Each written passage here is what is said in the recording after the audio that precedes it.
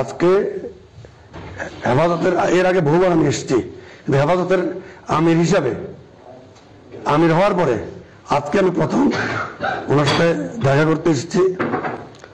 এবং হযরত মৌলানা মুবিল্লাহ সাহেব উনি আমাকে এর আগেও দাওয়াত করেছেন, আমি আসতে পারিনি, সময় দিতে পারিনি। তিনি দাওয়াতও করেছেন, সেই জন্য আমি ওনার কাছে কৃতজ্ঞ এবং মাদ্রাসা সকলের কাছে কৃতজ্ঞ।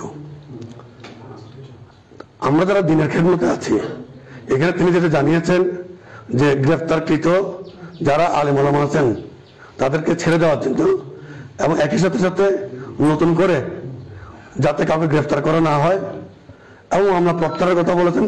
আর যদি কঠিন কোনো মামলা থাকে সেটা প্রয়োজনে আইনের প্রক্রিয়া চলবে, কিন্তু মামলা ছাড়া বা সুনির্দিষ্ট বছর ছাড়া কাউকে গ্রেফতার না করার তিনি অনুরোধ জানিয়েছেন সরকারের প্রতি। যেহেতু আমি 14 দলের অংশ এবং সরকারের প্রতিনিধিত্ব করি, সেই জন্য আমি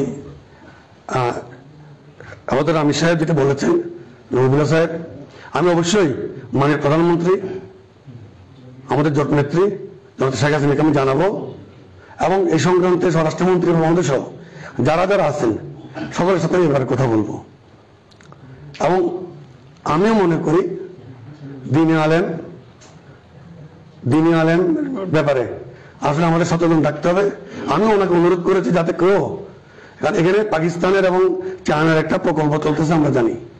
তিনি আমাকে আশ্বস্ত করেছেন যে চায়না বা পাকিস্তানের কোনো এজেন্ডা হেফাজত বাস্তবায়ন করে না।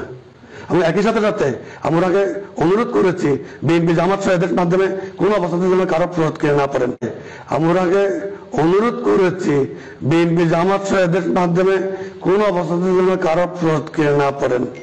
হেফাজতের আমির মহোদয় আমাকে আশ্বস্ত করেছেন যে আমরা দিনী প্রতিষ্ঠান, দিন নিয়ে থাকি। আমরা কোনো রাজনৈতিক এজেন্ডা নেই, আগেও ছিল না, এখনো নেই।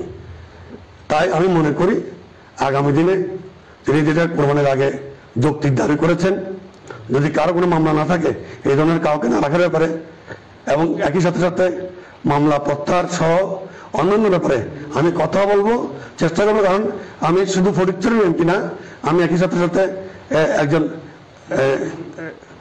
দিনী কাজে আমি ব্যস্ত আছি।